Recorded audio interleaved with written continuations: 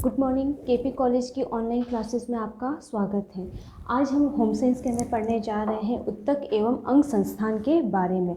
जैसे कि हमने कल पढ़ा था कोशिका क्या होती है। अब कोशिका की जानकारी प्राप्त करने के बाद ही हम उत्तक के बारे में पढ़ सकते हैं। जैसे कि हमने पढ़ा था कि कोशिका शरीर की सबसे सूक्ष्म इकाई है।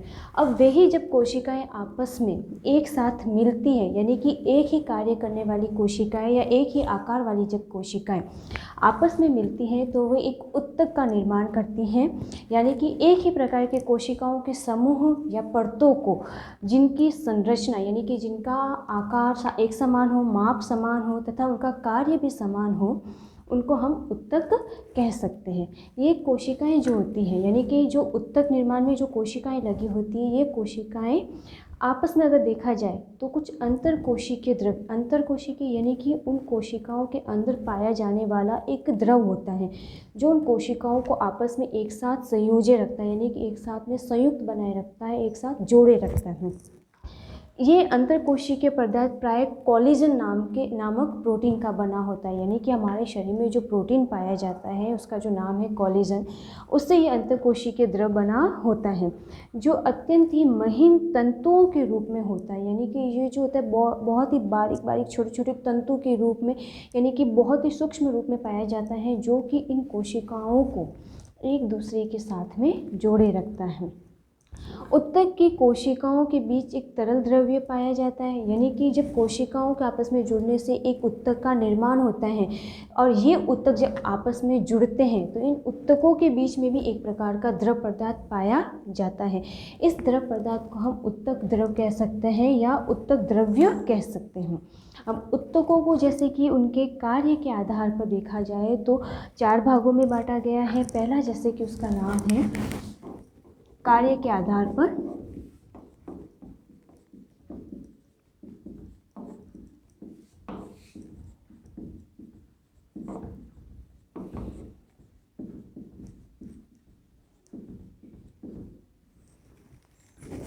पहला है आच्छादक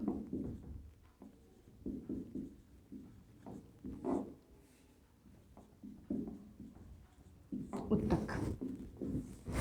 आच्छादक उत्तक के बारे में जैसे कि हम पढ़ते हैं तो जैसे कि यह उत्तक शरीर तथा इसके विभिन्न अंगों की बाहरी एवं भीतरी सतह का निर्माण करता है, यानी कि बाहरी जैसे कह सकते हैं कि हमारे शरीर की जो बाहरी जो त्वचा के रूप में भी पाया जा सकता है और भीतर के अंदर जो भी कोशिकाएं उत्तक होते हैं उनकी एक सतह का निर्माण यह आच्छादक उत्तक करता है।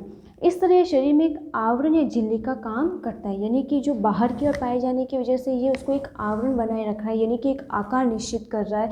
साथ ही साथ जैसे कि हम देखें कि बाहरी आवरण बनाने के कारण ये क्या करता है, जो बाहरी पदार्थ हैं या जो बाहरी तरीके से अगर देखा जाए किसी भी तरह के हस्तक्षेप को ये आसानी से रोक सकता है, यानी कि एक तरीके से सुरक्षा का कार्य भी करता है तथा रक्षात्मक त्वचा को बनाता है, यानी कि ये जो झिल्ली है वो क्या करती है, इसको बाहरी तरीके से पूरी तरीके से इसको जोड़े रखती है, यानी कि एक पूरा ठोस आवरण बना रही है, जिसकी वजह से यह बाहरी त्वचा का कार्य भी कर रहा है। शरीर की विभिन्न ग्रंथियां तथा अन्य अंग, जैसे कि हमारे शरीर की जो अंदर ग्रंथियां पाई जाती हैं या जो शरीर के आंतरिक अंग हैं, जैसे कि पाचन अंग है जो कि हमारे शरीर में पचाने का कार्य करते हैं, श्वसन अंग जो कि हम श्वास वगैरह लेते हैं, जो श्वसन अंग आ जाएंगे वे सभी। उसके अलावा जितने भी जनन अंग हैं, रक्त वाहिनियाँ हैं, इन सभी की नलिकाएं जो होती है वो आच्छादक उत्तक की ही बनी होती हैं। इसका मुख्य कार्य पदार्थों का स्रवण करना तथा अंगों की रक्षा करना है। आच्छादक उत्तक का अगर कार्य देखा जाए तो इसका प्रमुख जो कार्य है वो है इन अंगों के विभिन्न प्रकार का स्राव निकलवाना, यानी कि जब हम श्वसन लेते हैं तो हमारे नाक के माध्यम से भी कुछ मात्रा में जैसे वाष्प के रूप में हमारे शरीर से श्वास को बाहर उत्सर्जित किया जाता है। पाचन अंग के अंदर पाचक रसों को उत्पन्न किया जाता है। इस तरह के जो स्राव हैं ये सभी निकालने का कार्य ये आच्छादक उत्तक ही करते हैं। साथ ही ये हमारे अंगों की रक्षा भी करता है। रक्षा करने का प्रमुख जो कार्य देखें अगर हम तो जैसे ये एक आवरण बना रहा है और यही आवरण जो है उसको बाहरी तत्वों से भी उसको रक्षा प्रदान करता है। जैसे कि किसी प्रकार का दबाव आ रहा है या चोट लग रही है या किसी प्रकार की कटना फटना जैसे कि या किसी प्रकार का भी कोई हस्तक्षेप है या बाहरी कण है वगैरह जो इस तक पहुँच रहे हैं, तो ये बाहरी एक जो झिल्ली है वो झिल्ली क्या करेगी, इसको एक आवरण बनाने के कारण जो उसको अंदर पहुंचने तक तथा आंतरिक अंगों को रक्षा प्रदान करती है, जिसके कारण आंतरिक अंगों को किसी भी प्रकार की कोई चोट ना लगे।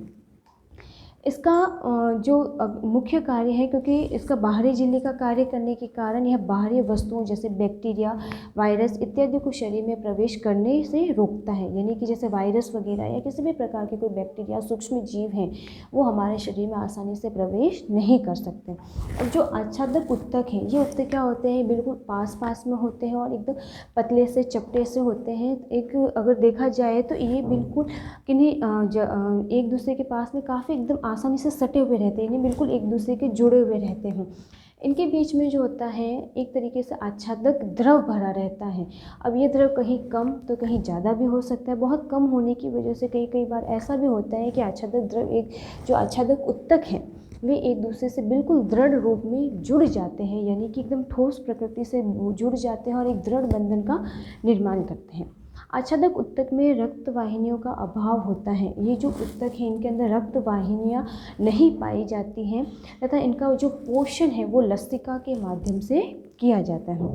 आच्छादक उत्तकों को परतों के आधार पर दो भागों में बांटा गया, एक तो सामान्य आच्छादक और दूसरा है संयुक्त आच्छादक। इसके भी दो भाग हैं।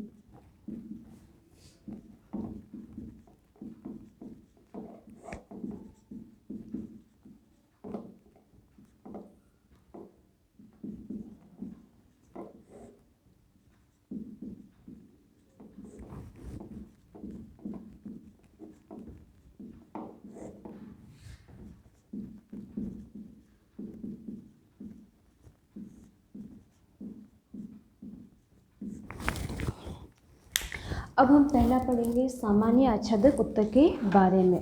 सामान्य आच्छादक जो उत्तक होते हैं, इसमें आच्छादक उत्तक कोशिका, जो कि कोशिकाएं एक ही परत में व्यवस्थित होती है, यानी कि इनके अंदर जो कोशिकाएं पाई जाती है वो एक परत के रूप में ही पाई जाती हैं, यानी कि एक से अधिक नहीं होती है। सामान्यतः उत्तक निम्न प्रकार के होते हैं। अब जो सामान्य आच्छादक उत्तक हैं इनको भी आगे और कई भागों में बांटा गया है, जैसे कि पहला हो जाएगा शल्की उपकला,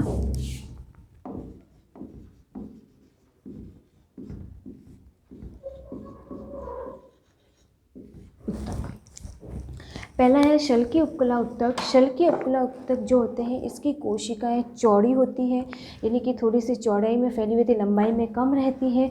इसी के साथ में ये थोड़ी चपटी होती हैं, फर्श के अष्टकोण के समान, यानी कि जो फर्श में अष्टकोणों के रूप ये लिए हुए रहती हैं, इसलिए इसे पेवमेंट उपकला भी कहा जा सकता है। इसको दूसरा नाम जो दिया गया है वो पेवमेंट उपकला का दिया गया है। इसकी कोशिकाओं में अंतर कोशिकीय स्थान जरा सा भी नहीं होता है, यानी कि जो शल्की उपकला उत्तक हैं इनके जो बीच में जो स्थान है, यानी कि जो कोशिकाएं आपस में एक दूसरे के पास में, उनमें आच्छादक उत्तकों के बीच में जो जगह है बहुत ही कम रहती है, यानी कि एक दूसरे के बिल्कुल पास में सटी हुई रहती हैं। ये कोशिका आपस में एक दूसरे से सटी हुई रहती है। इसका जो प्रमुख कार्य देखा जाए तो सुरक्षा का कार्य, शल्की उपकला का जो प्रमुख कार्य है वो क्या है, जो सुरक्षा का कार्य है। रक्त और लसिका वाहिनियों की भित्ति, फुफ्फुस का वायुकोश, रक्त है और जो लसिका वाहिनियां हैं इनके अंदर की जो भित्ति है उसका ये प्रमुख कार्य करती है। फुफ्फुस का वायुकोश जो है, फुफ्फुस जो हम श्वास लेते हैं, जो वायुकोश जो हमारे होते हैं जो फूल जाते हैं और वापस सिकुड़ जाते हैं श्वसन को छोड़ने के समय, उनके अंदर की भित्ति जो भी होती है वो भी इसी शल्की उपकला उत्तक की बनी हुई होती है। इसके अलावा चर्म यानी कि त्वचा जो है वो भी इसी की बनी हुई है। गाल के अंदर, यानी कि प्रत्येक मनुष्य का जो गाल है उसके अंदर की जो त्वचा है, श्लैष्मिक झिल्ली है, वो भी उस शल्की उपकला उत्तक की ही बनी हुई रहती है। अब जैसे इसकी शल्की उपकला उत्तक की जो संरचना हम देखें,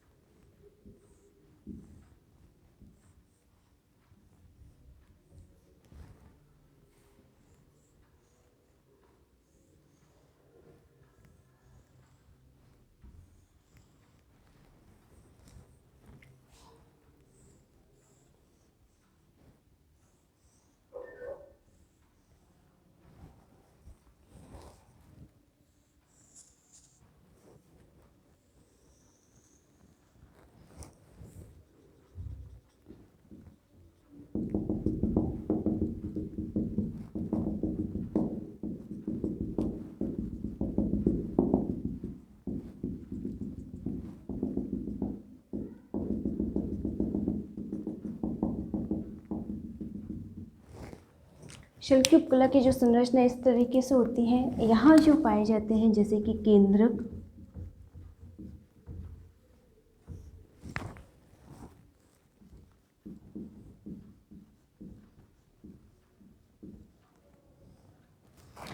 जैसे कि ये हो जाएगा केंद्रक, ये हो जाएगा बेसमेंट मेम्ब्रेन,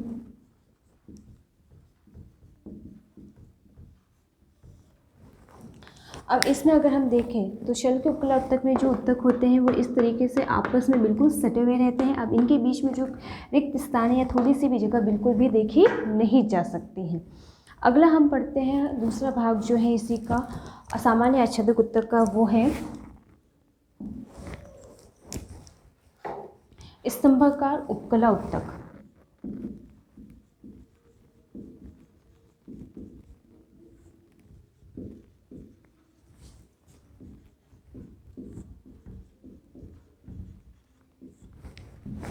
स्तंभाकार उत्तक जो होते हैं वो चौड़ाई में इनकी अपेक्षा थोड़े कम होते हैं, यानी कि इनका जो लंबाई में रूप देखा जा सकता है, ये कोशिकाएं जैसे कि होती हैं इन्हीं की तरह, जैसे कि शल्य उपकला उत्तक में जो शल्क होते हैं आपस में एक दूसरे से सटे रहते हैं, वैसे ही स्तंभाकार जो उत्तक होते हैं उनमें जो स्तंभ के आकार में कोशिकाएं पाई जाती हैं और वो भी एक दूसरे से आपस में बिल्कुल सटे हुए रहते हैं।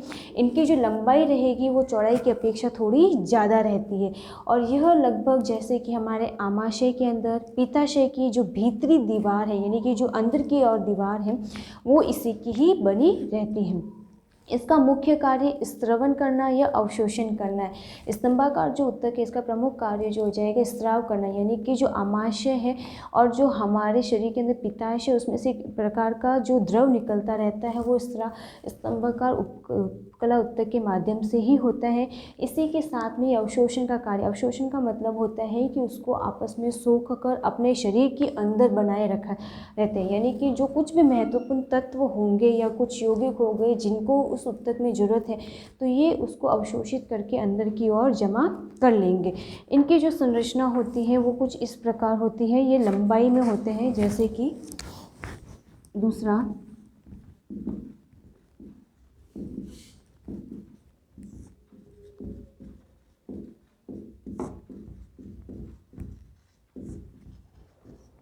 की संरचना अगर हम देखते हैं तो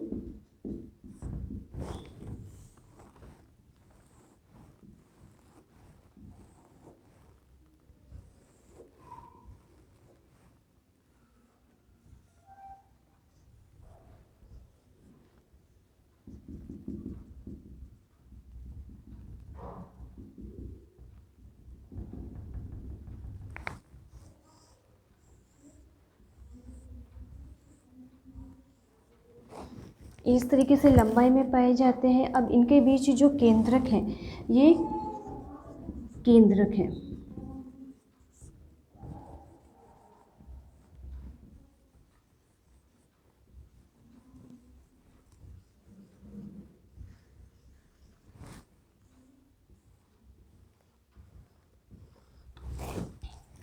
जैसे कि हमने पढ़ा स्तंभाकार उत्तक कैसे होते हैं, लंबाई में अधिक होते हैं, चौड़ाई इनकी कम होती है, साथ ही ये एक दूसरे से सटीक जुड़े हुए रहते हैं। इनके मध्य में केंद्रक पाया जाता है और जो इनके ऊपरी भाग में होते हैं वहाँ पे रोम दिखाई देते हैं जो कि बाहरी तत्वों से हमारे शरीर की रक्षा करते हैं।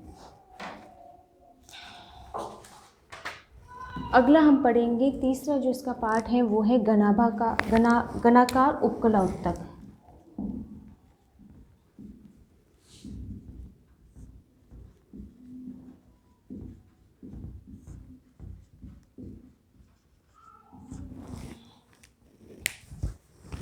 घनाकार उपकला उत्तक की पहले संरचना देख लेते हैं।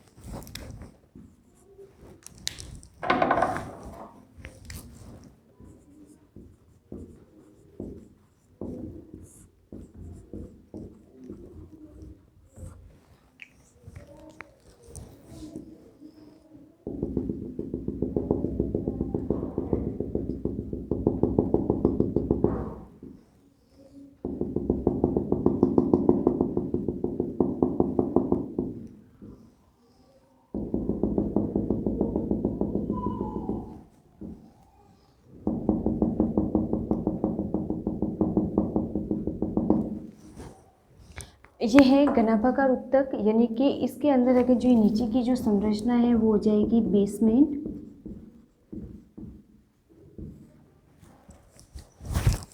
अब जो ये उत्तक है इनका आकार रहता है घनाभाकार होता है, ये घन के आकार की ओर होते हैं। इनका जो मुख्य कार्य है ये जैसे कि लार ग्रंथि, अग्नाशय की जो नली होती है तथा थायराइड ग्रंथि होती है, उन्हीं को बनाने का ये कार्य करते हैं। इनके मध्य वाला जो भाग है ये है केंद्रक। इसका मुख्य कार्य रहेगा स्त्रवण का, यानी कि जो ये उत्तक है ये हमारे जो अंदर थायराइड ग्रंथि वगैरह है इनसे थायरॉक्सिन जैसे कि स्राव है वो निकालने का कार्य करते हैं। उसी के अलावा जैसे ये साथ में स्राव के अतिरिक्त अवशोषण, यानी कि उनमें जो आवश्यक तत्व हैं या जो एंजाइम है उनको अवशोषित करके एब्जॉर्ब करके वापस उस उत्तक में बनाए रखने की भी कार्य करते हैं। अगला हम पढ़ेंगे चौथा, इसके अंदर है फोर्थ है जो है रोमिक उपकला उत्तक रहते हैं।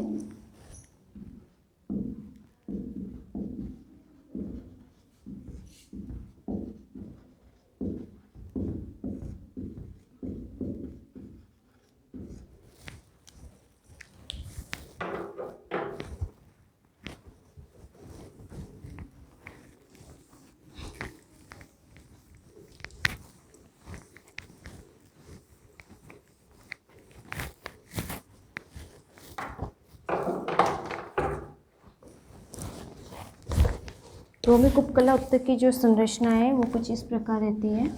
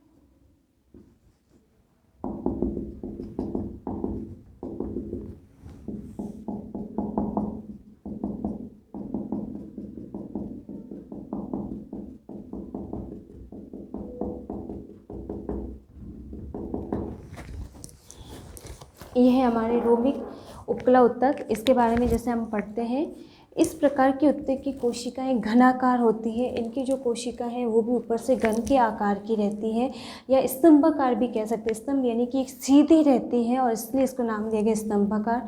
इनके जो प्रत्येक कोशिका के जो स्वतंत्र सिरे, यानी कि जो ऊपर का जो सिरा रहता है उसके ऊपर कुछ रोम पाए जाते हैं, जैसे कि हम देख सकते हैं यहाँ पे ये रोम है। ये जो रोम होते हैं वो अवांछित पदार्थ, यानी कि जिनको हमारे शरीर के अंदर आवश्यकता नहीं होती या इस उत्तक के अंदर आवश्यकता नहीं होते, तो ये रोम जो है उन अवांछित पदार्थों को अंदर आने से रोकते हैं या उनको बाहर निकाल देते हैं। इस तरह इसका जो मुख्य कार्य हो जाता है वो अवांछित पदार्थों को अंदर जाने से रोकना है। इसके जो स्वतंत्र सिरे पर ये जो संरचना है ये धागे के समान दिखाई देती है।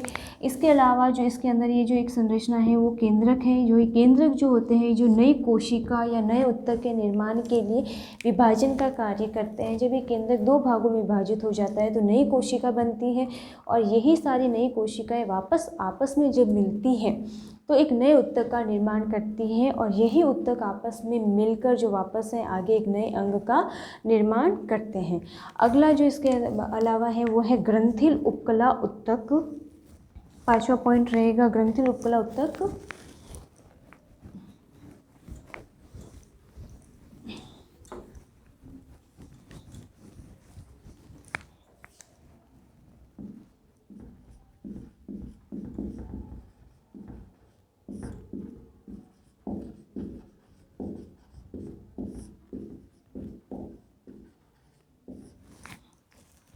ग्रंथिल उपकला उत्तक जो होते हैं ये इनकी कोशिकाएं प्राय स्तंभाकार होती है, यानी कि ये भी स्तंभ के आकार या घनाकार होते हैं।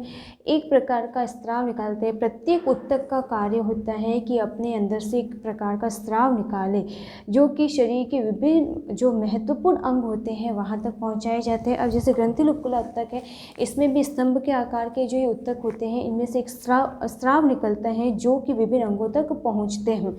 लाल ग्रंथियां तथा पाचन प्रणाली की कुछ ग्रंथियां इसी प्रकार की कोशिकाओं से बनी होती हैं। ग्रंथिल उपकला उत्तक जो होते हैं ये पाचन जो ग्रंथियां हैं और जो लाल ग्रंथियां हैं वो इनके आकार की बनी हुई होती हैं। इसके भी कुछ भाग होते हैं जैसे कि साधारण ग्रंथिल उपकला उत्तक और ठेलीनुमा ग्रंथिल उपकला उत्तक और संयुक्त ग्रंथिल उपकला उत्तक। इनकी जैसे संरचना है वो अलग अलग प्रकार की देखी जा सकती है।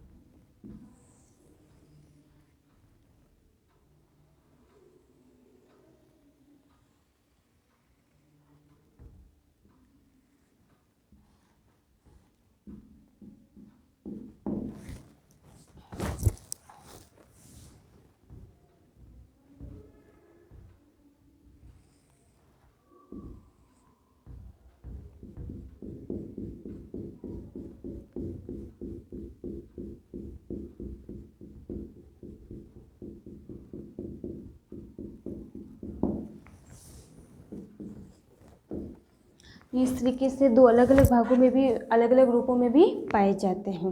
तो ये हमने अभी तक पढ़ा आच्छादक उत्तक। आच्छादक उत्तक का जो पहला भाग था वो सामान्य आच्छादक उत्तक। अब ये सामान्य आच्छादक उत्तक के जो 5 भाग थे वो हमने पढ़े, यानी कि 5 प्रकार के सामान्य आच्छादक उत्तक भी होते हैं, उनके बारे में पढ़ा।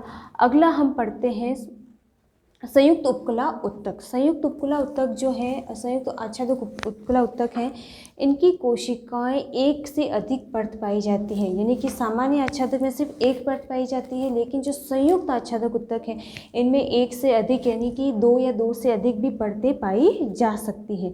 ये भी निम्न तीन प्रकार के होते हैं। पहला है स्तरित उपकला उत्तक, दूसरा कूट स्तरीय और तीसरा होता है अंतर्वृत्ति। अब इसके जो पहले पार्ट हैं वो हैं संयुक्त आच्छादक उत्तक के 3 पार्टों के नाम है स्तरित उपकला उत्तक,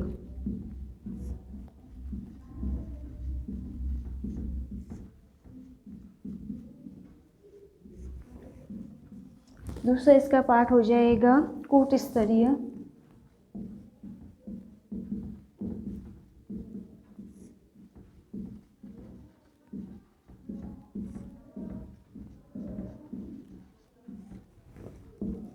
तीसरा इसका है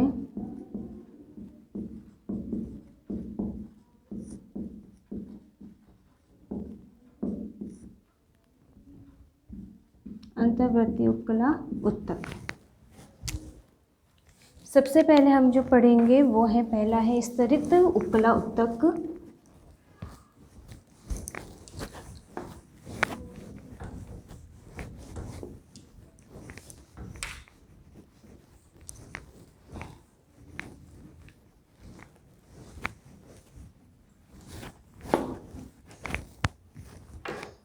स्तरित उपकला उत्तक है। इस प्रकार के उपकला में कई परतें पाई जाती हैं।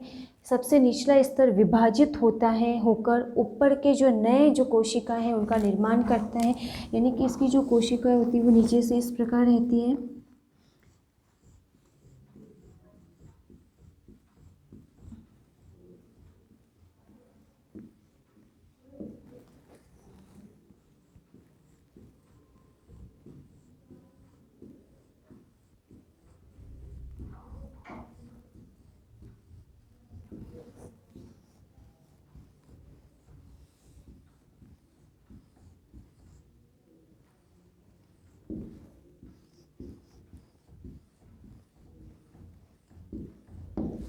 इस तरीके से देखा जा सकता है। अब इसमें जो है सबसे निचला जो हिस्सा रहता है ये वाला, इसको जनक स्तर कह सकते हैं।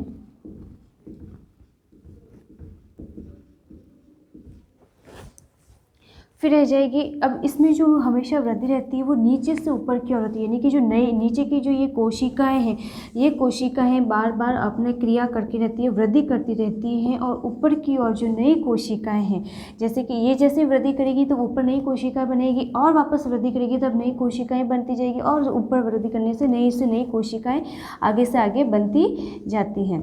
अब जो ऊपर का जो हिस्सा रहता है वो हमेशा विनाश का कार्य करता है, यानी कि बाहरी आघातों से हमेशा बना रहता है, यानी कि इस पर बाहरी आघात बने रहने के कारण, साथ ही घर्षण के कारण जो ऊपरी हिस्सा है वो हमेशा विनाश होता रहता है, यानी कि भागों में बदलता रहता है, टूटता रहता है, यानी कि थोड़ा थोड़ा बिखरता रहता है। मुख गुहिका योनि, यानी कि मुख के जो हमारे गुहा है वो योनि, नासा गुहा यानी कि जो हमारे नाक की जो गुहा है वो, त्वचा की बाहरी त्वचा यानी कि जो हमारे त्वचा है उसकी जो बाहरी जो त्वचा है वे सभी इसी प्रकार की ऊतक से बनी रहती हैं। अब जो ये जैसे जैसे वृद्धि करती है वैसे जैसे त्वचा के बाहरी स्थान हम देख सकते हैं हमारी त्वचा है, अब कई बार रगड़ खाने की वजह से या किसी घिसाव की वजह से यहाँ की जो त्वचा है वो बिखरने लग जाती है, टूटने लग जाती है, यानी कि जो नई कोशिका है वो अंदर की तरफ रहती है, वो नई कोशिका आगे से आगे वृद्धि करती रहती है और ऊपर की ओर कोशिकाओं को बनाए रखती हैं। फिर आगे हम पढ़ते हैं कूट स्तरीय उपकला ऊतक, यानी कि दूसरा जो हमारा है वो है कूट स्तरीय। इनकी कोशिकाएं अनियमित रूप से व्यवस्थित रहती है, यानी कि एक निश्चित आकार में नहीं होती है, निश्चित स्थान घेरे हुए नहीं रहती हैं, अनियमित रूप से बिखरी हुई पाई जाती हैं, जिसके कारण इनमें एक से अधिक परतों का आभास होता है, यानी कि इसमें जो परत रहेगी वो एक से ज़्यादा दिखाई देती है। इनकी कोशिकाओं में रोम पाए जाते हैं, यानी कि जो ये कोशिका है थोड़ी बड़ी भी होती है और इनके ऊपरी स्थान पर जैसे हम देखें रोम यानी कि धागों के समान संरचना पाई जाती है। ये जो कोशिकाएं होती है वो हमारे श्वास नली, जैसे हम श्वास लेते हैं तो जो श्वास नली है उसके अंदर तथा ग्राण कोश यानी कि जो भी हम किसी भी चीज़ को जैसे ग्रहण करते हैं, ग्राण जो हमारी कोशिकाएं हैं उसके अंदर ये ऊतक पाए जाते हैं। इनकी जो संरचना है वो इस तरीके से रह जाएगी।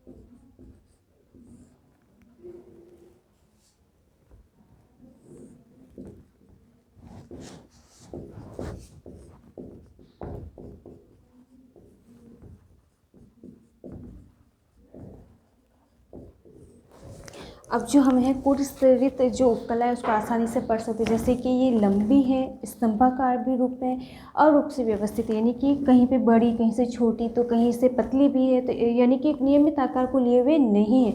इसके जैसे कि ऊपरी हिस्से पे हम देख सकते हैं धागे के समान रोम जैसी संरचना पाई जाती है, यानी कि ये जैसे कि कोई भी अवांछित पदार्थ है उसको अंदर जाने से भी रोकने का कार्य भी करती है। अगला है अंतर्वर्तित उपकला ऊतक। ये 3 या 4 परतों में पाए जाते हैं, यानी कि इनमें जो कोशिका की जो परतें हैं वो और भी अधिक देखी जा सकती हैं। ये थोड़ी पतली होती है, लचीली होती हैं, पतली है, आसानी से मतलब किसी भी स्थान पे मुड़ जाती हैं। इनकी ऊपरी सतह बड़ी और चपटी होती है, यानी कि ऊपर से थोड़ी बड़ी होती है और साथ में चपटी होती है, यानी कि दबी सी रहती है। ये ज़्यादातर मूत्राशय, मूत्र मार्ग और वृक्क की पेल्विस इत्यादि जितनी भी जो प्रकार की कोशिकाएं हैं वहाँ ये पाई जाती है। अब जो आच्छादक ऊतक है, एक बार हम उसको पूरा डायग्राम के माध्यम से एक साथ देख सकते हैं वापस।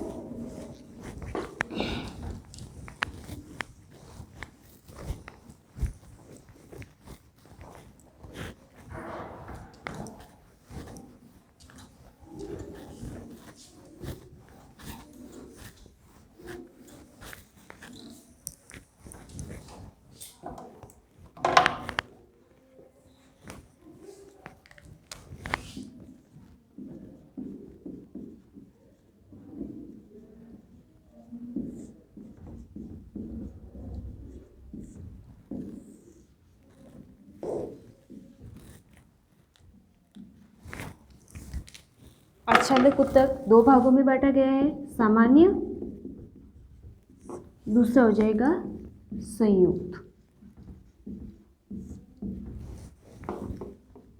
सामान्य आच्छादक ऊतक और संयुक्त आच्छादक ऊतक।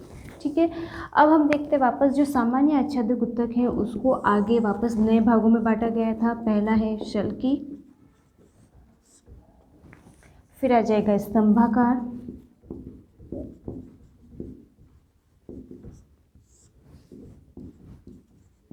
घनाभाकार,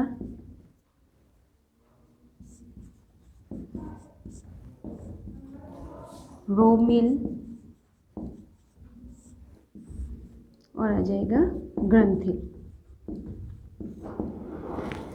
तो ये इसके प्रकार थे। उसके अलावा अगला है वापस है संवेदी। तो ये सिर्फ सामान्य आच्छादक ऊतक के जो प्रकार थे वे हैं। फिर आता है हमारा संयुक्त आच्छादक ऊतक। इसका पहला भाग था स्तरित उपकला ऊतक। दूसरा इसका भाग था कूट स्तरित,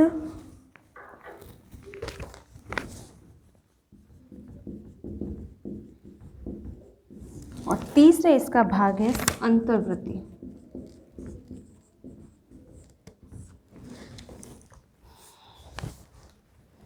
ठीक है, तो सबसे पहले तो ऊतकों को तीन भागों में बांटा गया था। सामान्य आच्छादक ऊतक, फिर था संयोजी ऊतक, फिर था पेशीय ऊतक। अब आच्छादक ऊतक को अगले भागों में बांटा गया है, जैसे कि सामान्य आच्छादक ऊतक, संयुक्त आच्छादक ऊतक। और सामान्य आच्छादक ऊतक को वापस जैसे कि आगे के भागों में बांटा गया था वो है शल्की, स्तंभाकार, घनाभाकार, रोमिल, ग्रंथिल और संवेदिक आच्छादक ऊतक। फिर है संयुक्त आच्छादक ऊतक। इसको भी वापस तीन भागों में बांटा गया है, स्तरित उपकला ऊतक, कूट स्तरीय ऊतक और अंतर्वृत्तीय ऊतक। तो ये जैसे कि आज आच्छादक ऊतक के बारे में हमने पढ़ा। अब किसी भी प्रकार की कोई भी क्वेरी वगैरह होने पे आप इस नंबर पर कांटेक्ट कर सकते हैं।